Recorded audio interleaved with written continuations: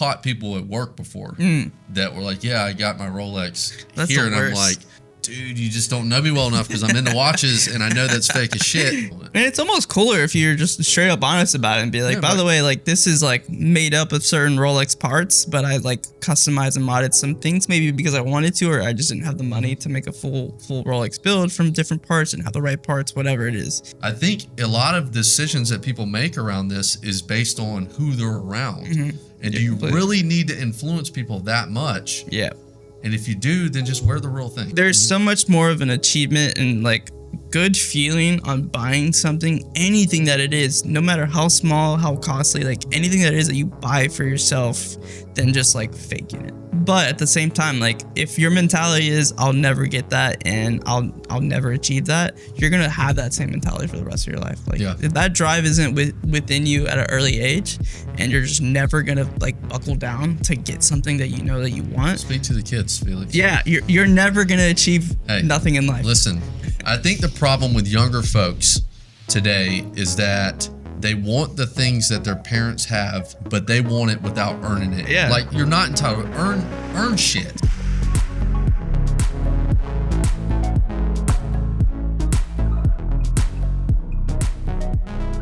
Hey everybody, welcome to the channel. You got Mike and Felix in the house today. Today we're going to be discussing fake watches, right? Yeah, and fake like our watches. perspective on that. There's been a lot of talks on the channel recently about fake watches, and also it's pretty hot right now. So we'll just have some good conversation around that. Yeah, that's fair. Before we get started, you want to jump into like a wrist check? Yeah, all right, of what course. Today I have the trusty Tissot PRX Powermatic 80. I'm not going to talk about the in-depth because I feel like a lot of people know about this watch. It's a beautiful watch, one of my favorite integrated. My personal favorite watch that I bought because it was outside the comfortable range of my first entry level. I think this is the third watch that I bought. And so I went from a $300 watch to a $725 watch retail, I think is what this is. And so it was just kind of like, I didn't even know I could spend money that much on a watch. And so here we are, we're 10 watches deep. But yeah, I love this watch. Reminds me of the AP Royal Oak, which maybe one day when I'm 30, 40, I'll be able to obtain. But for right now, this is kind of scratching the itch for me, and I love it. So yeah, it's I love that watch. I recently, not to get too wound up in stories, but one of my buddies asked me because he knows I'm into watches. He's getting a watch for a good friend that's getting married, and said, "Hey, here's the budget. Can you go source one for me?" Yeah. And that was one of the ones that was on the list that I walked through with him. I'm like, here's 10 that I would get that were sub $1,500. And that one made it to the top 3. Yeah, it's a beautiful watch. And I feel like for like the entry level kind of like, I want to say it's luxury, but just entry level getting out of your comfort zone watch, this is a perfect watch, and this is what I recommend for a lot of people too. And they recently released the I don't know if you've seen it, the rose gold with the navy dial. Yeah, I did. It's so nice. Sick. I almost bought it. I've run on the cusp of buying it, but I don't think that's the rose gold I want. Awesome, man. What about you? I'm just doing the GMT BLNR. It was born in Batman. It's a Batgirl now. I got a somebody they actually didn't like the Jubilee, and bought it off of them brand new. They took it off their watch, and they went and did the reverse, and so they liked the Oyster, and so did you keep the Oyster? Yeah. Oh, okay. Yep. You guys didn't do trades or anything? Yeah. So I kind of like the Jubilee a little better. Yeah. It looks good. Are you looking for a watch winder, but you want something different? Well, you found it. It's the Enig Watch Bespoke Watch Winder. And this is the Impresario Series 6. Is that pretty good?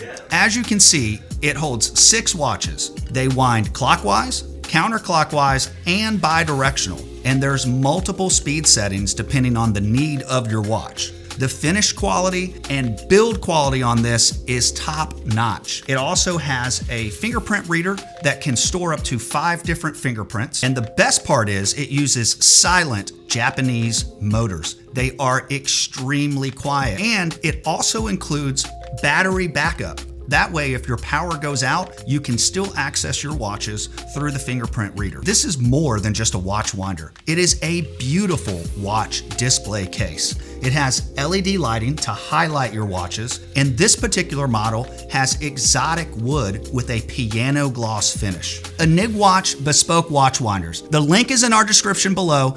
Be sure to go check them out. You want to dive into some? Let's jump into some fakes. I'm sure wearing a Rolex is actually kind of fitting for this type of conversation. This one's real. Yeah, this one's real. Mine's real. But there's a lot of fake watches out there. So we're going to talk about kind of the reason why first. Why would people wear a fake? What do you feel like people who are buying fakes, what's the reasoning? What's kind of like when you're in your head and you're shopping for a watch and they're like, I could buy an authentic watch for $450, $500, but let me buy this clone for a Rolex Submariner instead. Like, what do you feel like people are thinking about when they're doing this? We could hold a 3-hour session on this, but I'm going to condense, we'll cliff notes it. So I think if I compartmentalize that, there's probably tiers of people. So I think the first guy that would buy it doesn't know anything about watches and really doesn't care. Yeah. He just wants a watch. He's in New York. He got caught down a side alley. The guy opened his coat up and was like, "Hey, you want a Rolex?" And he's like, "Hey, man, this looks like a Rolex. It's $200. Yeah. I'm not trying to flex it as a Rolex." So that guy gets a pass with me. Sure. They don't give a shit. They're not buying it to fake people. Right. I'm okay with that person. The other person that bothers me is the guy that buys the fake Rolex and then flexes it as a real Rolex. Yeah. And especially as a watch, I've caught people at work before that were like, "Yeah, I got my Rolex here," and I'm like, "Dude, you just don't know me well enough because I'm into watches and I know that's fake as shit. Yeah, and it screams fake. Yeah. And I don't like that person because I feel like that's a lie. So I pegged them as a liar. Mm-hmm. And they're not just it's just maybe not even a liar, just a non-genuine human. Yeah. Right. And so I'm not going to like you for what watch you have on wrist. Mm-hmm. Like I appreciate the $55 world timer that's on Amazon. Yeah. Just be genuine. Yeah. Right? Be real about it. So I have those. And then you've got the third tier that's kind of a hybrid in between. It's somebody that wants a watch for presentation purposes, but they're not going around saying, if you ask them, "Hey, is that a Rolex?" they would tell you it's not. Yeah. But they also wouldn't not tell you. They wouldn't stand out and be like, "Hey, I bought this super clone." Yeah. So I again compartmentalize it in like 3 different tiers per se. I'm gonna throw in a fourth person category: someone who buys a fake Rolex or fake watch knowing it's a fake, and is going to like very enthusiastic watch people just for the fuck of it. Like, those are see if I can dupe those people. Yeah. How smart are they? Yeah, that would be the crazy type of guy who's gonna walk in and just to see what's up. But that does bring up a good question, right? Are the people who are buying fake watches fake themselves? Are these the type of people who are just obsessed with a fake persona, fake luxury? Like they want this ideal that they don't have. They're trying to come off as someone who they really aren't. And I feel like that might be who that type of second person is. They're buying a fake Rolex. They're trying to flex what's not theirs. Flex like they spent, the 6, 7, 8K on it, but they actually spent $500 at a shady alley in New York City. And I feel like there's something to be said. I have a statistic here. In 2011, a study that was published by Psychological Science found people wearing counterfeit items were more likely to cheat and lie.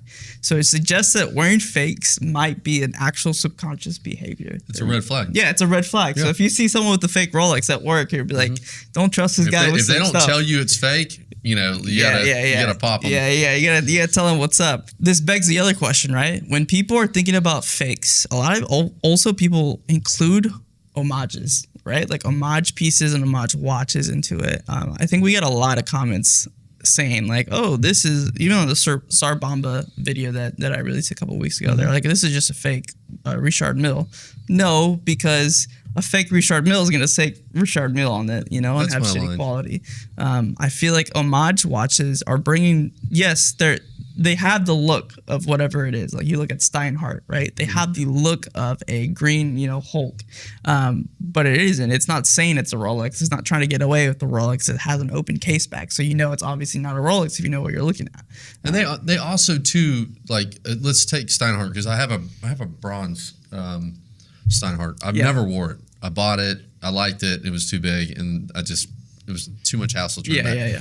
They also, like, a brand like that has other colorways that are not like in the Rolex line. Do they have one that looks like a traditional Hulk?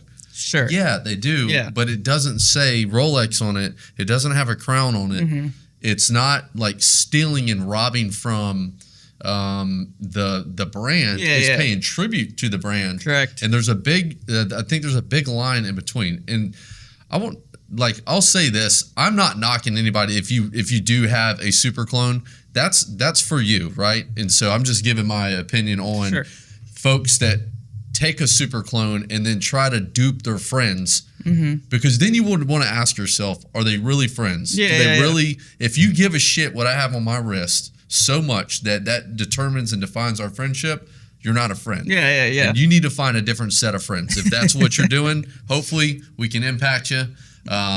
We just affected you. Therapist Mike here. And I went down a rabbit trail back to homages. I think that good ones, there's a lot of good ones out there, and I can appreciate that. I think there are Seiko mods that I see with Explorer vibes to it. Right. And I think there's a craft to that. Sure, absolutely. Can I get these hands, can I make this thing look as close to a Polar Explorer as possible, but it's still a Seiko and it says Seiko on it. Has a Seiko I dig those. I would buy one. I think those are dope. So I feel like we're on the same agreement, right? Like homage watches are very different. I'm sure they may share characteristics. They may look similar from afar, but once you really get to talk to the person who's wearing it, they typically also, a lot of the times, they're actual true enthusiasts who just maybe enjoy a higher end watch but can't find that budget to buy that watch right now, but they want the look. Maybe they want a salmon dial and they want that look. And I think my hang up is, like, if you're not posing as, then I'm fine. You're not posing as that's a Rolex, or you're not I keep saying Rolex. There's so many others. Sure, that's just one of the most popular fake watches. Rolex super clones are big, but like AP is too. Patek. And so I know we recently looked at, you had the quiz, and some are crazy good. Yeah, I know. There are some really good fakes out there. I would call those super clones, and that's scary, but it's also goes back to, like, if you're buying those type of watches, you're a specific type of person. Yeah, and even though we may not be able to tell unless we open it up and look at the movement, the person who's wearing it is going to be able to tell. You're always going to know. Feel guilty? It feels gross yucky. Inside. Yeah, like. It feels nasty. Yeah, like, hey Felix, check out my. Yeah, you open it up and totally it's got authentic like a Rolex. Yeah, it's got a Seagull 1963 movement in it. Just nothing wrong with the movement, anxious. love it, but it's not a Rolex. Yeah. Also, I want to add in there too, like, how do you feel about the Franken watches then? Like the watches are like 50% maybe authentic, but also 50% maybe inauthentic in some ways. I think where I gravitate to having a problem is when you have, because I've seen Frankenstein using bezels.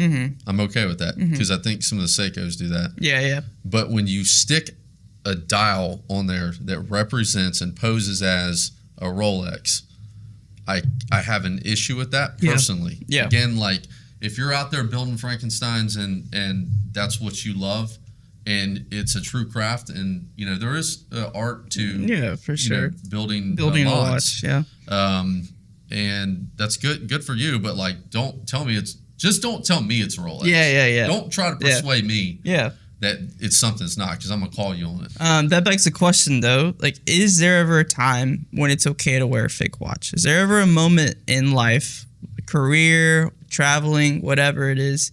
Now we'll save the bigger conversation, which is where people believe wearing fake watches while traveling is safer. We'll save that for Patreon. We'll have after hours over there. So if you're interested in hearing that take, go over to Patreon. But is there ever a time to wear a fake watch? You know, like, or honestly, fake goods in general, fake luxury items. Do you feel like there's ever an appropriate moment for that? It depends. And so I would go back to the tiers. If you're the person that's not posing that this Louis Vuitton bag is a real Louis Vuitton bag and then arguing with people on it, I don't have a problem with that. Weird scenario. The only time I would say, yeah, wear a fake watch is if you're like an actor and you're going to fuck it up in a movie. You get a wrestling match. For sure. You know? Yeah, wear it, or you're a YouTuber and you're going to tear it up. Yeah, for a video. For, clickbaiting. Right. Those are the two that really stand out in my mind. Outside of me just like rocking one, I don't think, and we'll get into that in the after hours thing, but I don't think even travel was appropriate. Yeah. I will say there's only one time where I feel like, I think the things that you mentioned are good. Those are appropriate times to wear fakes. I think there's also another where it's you have the capability, you own the watch already, and you know you're going to wear something as a daily. You don't necessarily want to get it beat up because you're going to do some type of, let's say you're going to go skydiving, you're going to go swimming, and for an extra amount of time, you know you're going to beat up your watch, right? Like whatever it is, your activity, you own the watch, but you also own a super clone of that watch just to throw around and beat up because you still want to have fun with it. I think that might be the only time that is appropriate because I also understand that from the perspective of sneakerheads. Like we'll buy a $300, $400 pair and then you can buy a $100 knockoff that looks very close or similar to it. The only problem that I have is as long as you're not doing it every day, right? Like you're just going to work or you're going to go to a coffee shop. You want the look, but you don't want to jack the value of your value of your watch, or your sneakers. So there's definitely a little bit of gray within that, but I think that's the only time that I would be okay. Like you're not faking a flex because you do own it, right? And you can't afford it, and it's in your possession. You would rather keep it safe. You're keeping the quality of it. And my argument back that if it's a watch, so a watch specific, and if you're that big of an enthusiast that you have it, and then you go to buy a super clone, just buy a banger. Just go buy a Datejust or something, And again, I'm talking Rolex, but like if you have your grandfather's Datejust, you're already going to spend a couple grand. Just go find a different Datejust. That's true. You're right. Datejust. There's no sentimental value there. Or go buy an Oris. Go buy something Again, I think a lot of decisions that people make around this is based on who they're around. And do you really need to influence people that much? And if you do, then just wear the real thing. And if you feel like you need to do that to impress upon in a job interview, or just be your genuine self. I don't think it's worth to anybody to go put yourself in debt to buy a watch to be around a certain group of people for a status symbol. The people I put myself around, they don't give a shit if I have a G-Shock on or if I'm wearing a $200,000 AP. In fact, more than 90% of them don't even know. I'll get a watch and have dropped $15K on it, $12K on it, and they're like, oh, cool. It's the same as like the whole fromage around wearing a flex, like buying something for a flex for the sake of it, even if it's authentic, right? Like you don't really, it's not that you appreciate the watch or you appreciate the history or when people buy the black sub, there's two types of people. They think it's an iconic watch and they understand the history and legacy around it.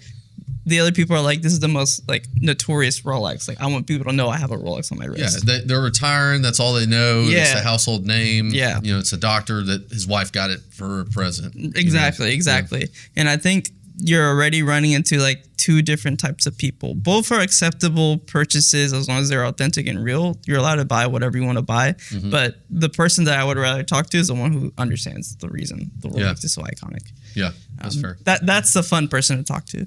That also leads into the other thing. Are the people who are buying fakes in the industry, are they just jealous of people who can't afford luxury goods? I think a lot of it goes back to, again, intent.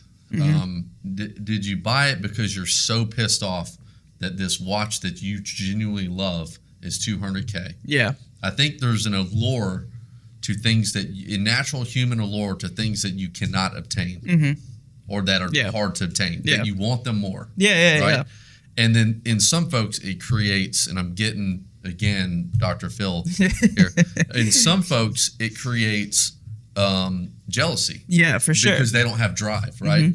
For folks like us here on the channel, I know you have drive. I do. Jason does. Yeah. We'll go figure out how to get Correct. Get this son of a bitch. I'm like, dude, how many photography sessions do I need to add up to like create enough revenue to buy that? Yeah. If I want to buy it, I did that with my Bronco. I've wanted Broncos for last 15 years, and got sticker shock when I saw how much they were. Yeah, they're crazy. But it's literally was like my dream vehicle. Yeah. And so I found the means to make it happen. I said, I can technically afford it. Here's what I'm willing to cut, and here's what I'm willing to do to get that the additional revenue that I need to make this. Right. And that's drive. And so I think there is the person that does that, and there's the person that's a hater. And they're like, dude, I see Felix over there rocking this Calatrava, and I can't afford it.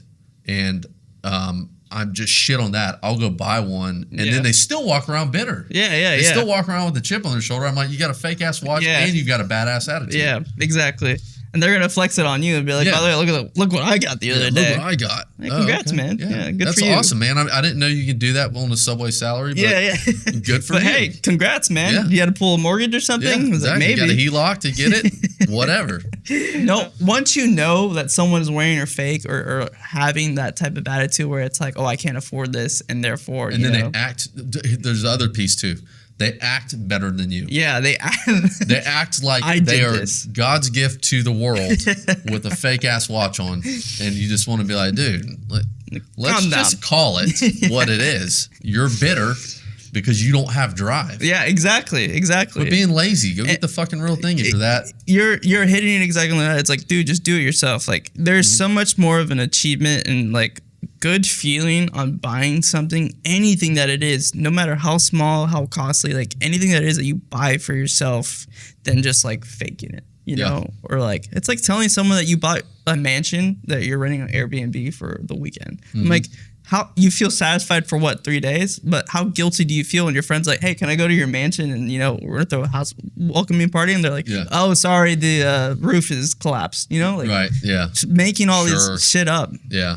Little faker. You don't want to be like that. You don't want to be around someone like that. And it's just like that type of person just almost like sucks the energy out of you because they're always wanting something, or they're always angry. They're pissed at the world. They hate everybody, hate everything. And it's because, again, my theory is they lack drive to move them forward. You look at the most successful people that are either in your life or in this world, they have some propelling thing that pushes them forward every day. That person typically is, I just want to hang out on the couch, but I want to have something. I want a Calatrava on my wrist. They don't want to put the work into it.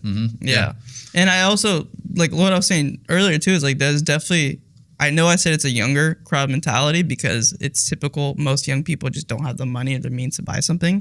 But at the same time, like if your mentality is I'll never get that and I'll never achieve that, you're gonna have that same mentality for the rest of your life. Like if that drive isn't within you at an early age, and you're just never gonna like buckle down to get something that you know that you want. Speak to the kids, Felix. Yeah, you're never gonna achieve nothing in life. Listen, if you want to watch 4 seasons of Sesame Street, do it. Is that what the kids are watching? Push through. Stay up all night. Get up. Do it. Get it done. Get up the next day and go to school. You hear that, Max? I'm talking to you in the future. But yeah, like you need to buckle down, like lock in, and just get what you want. Get what you want.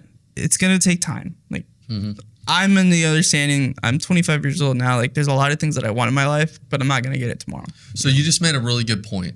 And I love this subject. So you just said it takes time, right? I think the problem with youth today, right? When you said that a lot of old when you say that, but youth today. We'll get my cane when I leave. I think the problem with younger folks today is that they want the things that their parents have now in retirement, but they want it without earning it. Gen Z especially. Yeah.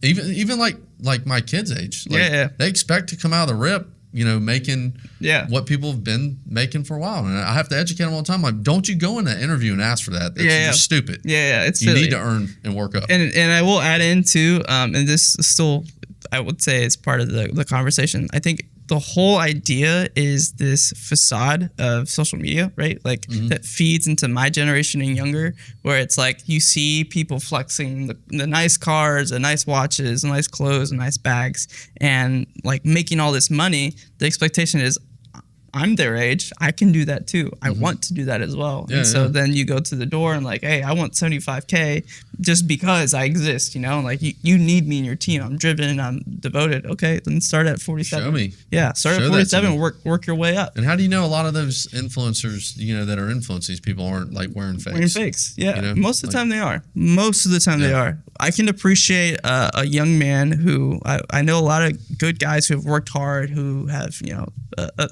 a mix of skill, luck, and just drive, right? That's what it is, a mix of those three.